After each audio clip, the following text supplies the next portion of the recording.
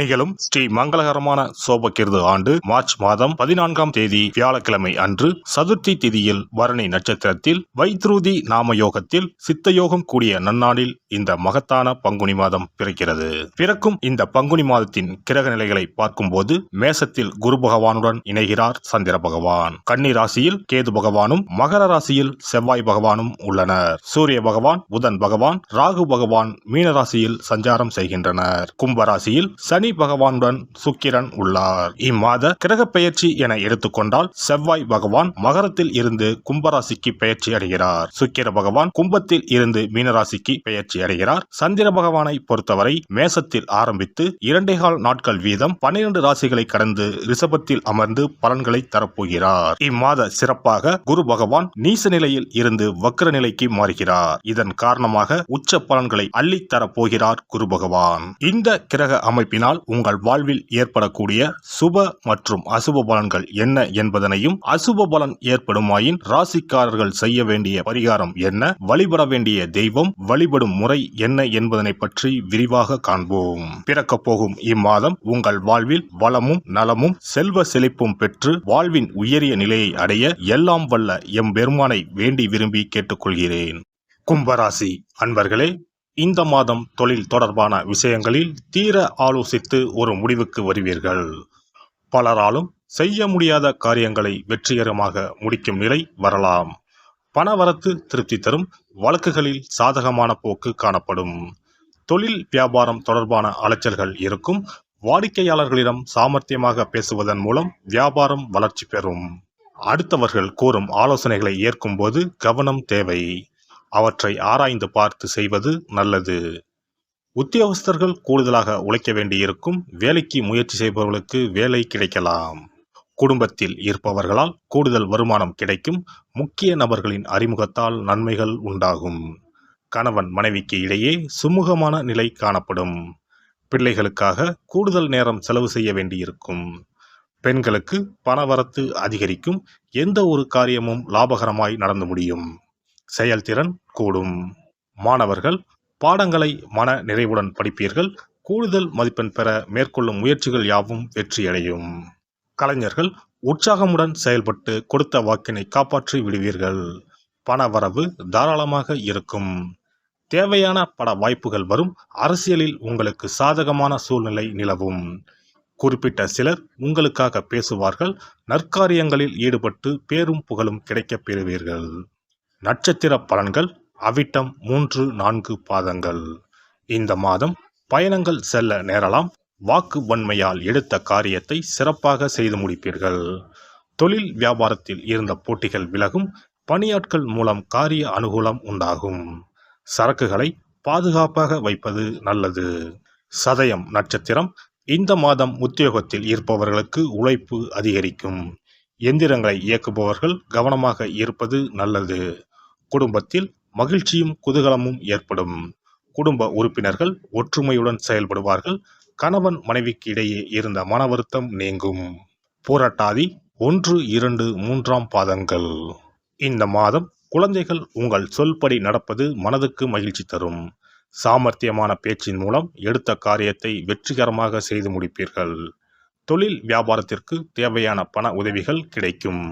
மாரியம்மனை தீபம் ஏற்றி வழிபட எல்லா துன்பங்களும் நீங்கும். காரிய வெற்றி உண்டாகும். அதிர்ஷ்ட கிழமைகள் திங்கள் புதன். சந்திராஷ்டம தினங்கள் பங்குனி 12-13. அதிர்ஷ்ட தினங்கள் 17, 18, 19. சிறப்பு பரிகாரம். வாரந்தோறும் செவ்வாய்க்கிழமை அன்று வீட்டில் உள்ள முருகப்பெருமான் படத்தினை துடைத்து சந்தனம் குங்குமம் பொட்டு வைத்து சிகப்பு அரளிப்பூ கொண்டு அலங்காரம் செய்யுங்கள். ஒரு கண்ணாடி டம்ளரில் தண்ணீர் ஊற்றி ஒரு எலுமிச்சை பழம் சிறு வெட்டிவேர் போட்டு முருகன் படத்திற்கு முன் வைத்து விடுங்கள். ஒரு மாயிலை எடுத்து காம்பு பகுதி முருகப்பெருமானை பார்த்தவாறு வையுங்கள். அகல் விளக்கில் நெய் தீபம் ஏற்றி மாயிலையின் மீது வைக்க வேண்டும். தீபச்சுடர் முருகப்பெருமானை பார்க்கும் வண்ணம் இருக்க வேண்டும். கண்களை மூடி முருகப்பெருமானை மனமாற வேண்டி உங்கள் வேண்டுதல்களை வையுங்கள். பூஜை முடிந்த பிறகு அடுத்த நாள் டம்ளரில் உள்ள எலுமிச்சை பழத்தை உங்கள் வீட்டை சுற்றி திருஷ்டி கழித்து போட்டு விடுங்கள். 6 வாரங்கள் வரை இந்த வெட்டி வேரை மாற்ற தேவையில்லை. இவ்வாறு செய்து வழிபட்டு வர குடும்பத்தில் உள்ள எப்படிப்பட்ட கஷ்டமாக இருந்தாலும் அந்த கஷ்டத்திற்கு தீர்வு கிடைக்கும். நம்பிக்கை இல்லாமல் எந்த ஒரு வழிபாடும் செய்யக்கூடாது. நம்பிக்கையோடு செய்யும் பட்சத்தில் கைமேல் பலன் கிடைக்கும். இனி பங்குனி மாத சிறப்புகளும் வழிபாட்டின் பலன்களும் என்ன என்பதனை பற்றி காண்போம். பங்குனி மாதம் என்பது வழிபாட்டுக்கு உரிய மாதம். பங்குனி மாதம் வணங்குவதற்கும் பூஜைக்கும் உரிய மாதமாகும். ஒவ்வொரு மாதத்திலும் ஒவ்வொரு நட்சத்திரத்திற்கு முக்கியத்துவம் கொடுத்து விழாக்கள் நடத்துவது வழக்கம். ஆனால் பங்குனி உத்திர நட்சத்திரத்திற்கு மற்ற நட்சத்திரங்களை விட அதிக மகத்துவம் உண்டு. தெய்வ திருமணங்கள் அதிகம் நடைபெற்ற மாதம் பங்குனி மாதம். மாதங்களில் 12வது மாதம் பங்குனி, நட்சத்திரங்களில் 12வது நட்சத்திரம் உத்திரம். 12வது மாதமான பங்குனியும் 12வது நட்சத்திரமான உத்திரமும் இணையும் புனித நாள் பங்குனி உத்திரம் என்று கொண்டாடப்படுகிறது. எனவே பங்குனி மாத உத்திரத்தின் சிறப்புகள் அதிகம். பங்குனி உத்திர நாளில் அனைத்து ஆலயங்களிலும் சிறப்பு வழிபாடுகள் நடைபெறும். கிராம கோவில்களில் அக்னி சட்டி ஏந்துதல், பூஜைகள் விமர்சையாக நடைபெறும். எண்ணற்ற ஆலயங்களில் சுவாமி அம்பாள் திருக்கல்யாணம் நடைபெறும். சிலருக்கு கைகூடாமல் திருமணம் தள்ளி போனால் பங்குனி உத்திர நாளில் விரதம் இருந்து இறைவனை வழிபட்டால் வெகு சீக்கிரம் திருமணம் கைகூடும் என்பது ஐதீகம். அதோடு காதலிப்போர் மனதுக்கு பிடித்தவரை கரம் பிடிக்கவும் பங்குனி உத்திர விரதம் இருப்பது மிகுந்த பலனை கொடுக்கும். பங்குனி உத்திரம் கல்யாண விரதம் என்றும் அழைக்கப்படுகிறது. 8 வகையான மகா விரதங்களில் கல்யாண விரதமும் ஒன்று. ஆகவே இந்த நாளில் திருமணம் ஆகாத இளையோர் விரதம் இருந்து தமக்கு நல்ல வரன்கள் கிடைக்க வேண்டும் என்று சிவபெருமானையும் பார்வதி தேவியாரையும் வேண்டுவது நல்ல பலன்களை பெற்றுத்தரும். இத்தினத்தில் மேற்கொள்ளும் விரதம் மிகவும் விசேஷமானது.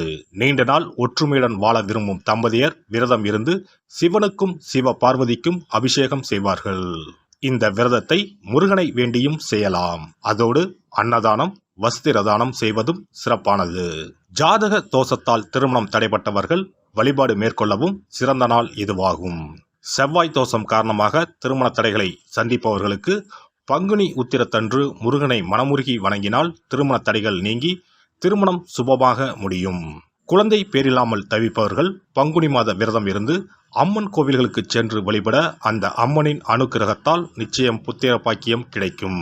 தொழில் மற்றும் வியாபாரங்களில் ஈடுபடுபவர்கள் தமிழ் வருடத்தின் கடைசி மாதமான பங்குனி மாத தினத்தில் திருஷ்டி பூசணிக்காய் வாங்கி உங்கள் வியாபார இடங்களை திருஷ்டி கழித்து அதற்குரிய நேரத்தில் உடைக்க வேண்டும். இப்படி செய்வதால் உங்களுக்கு இந்த ஆண்டு ஏற்பட்ட தோஷங்கள் அனைத்தும் நீங்கும். பங்குனி உத்திர நன்னாளில் நம்மால் முடிந்த அன்னதானங்களை செய்வது மிகுந்த புண்ணியம் தரும். எலுமிச்சை சாதம் அல்லது தயிர் சாதம் அல்லது சர்க்கரை பொங்கல் என அன்னதானம் செய்யலாம்.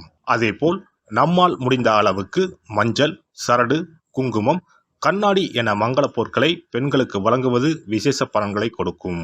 முருகப்பெருமான் நமக்கு இதுவரை இருந்த காரிய தடைகள் அனைத்தையும் களைந்து நமக்கு நல்வழி காட்டி அருளுவார். பங்குனி மாதத்தில் அனைத்து நாட்களிலும் கோவிலுக்கு சென்று வருவது மிக்க பலனை தரும். மேலும் செல்வ செழிப்புடன் வாழ்வதற்கு உதவும். எல்லாம் வல்ல இறையருளால் நீங்களும் உங்கள் அன்பு குடும்பமும் உடல் நலம், நீலாயுள், நிறை செல்வம், உயர் புகழ், மெய்ஞானம் ஓங்கி வாழ்க வளமுடன். இந்த வீடியோ பதிவு உங்களுக்கு பிடித்திருந்தால் லைக் பண்ணுங்க, கமெண்ட் பண்ணுங்க, ஷேர் பண்ணுங்க, மறக்காம சப்ஸ்கிரைப் பண்ணுங்க, பக்கத்துல இருக்கிற பெல் பட்டனை கிளிக் பண்ணுங்க. நன்றி, வணக்கம். ஓம் நமச்சிவாய. சிவாய நம.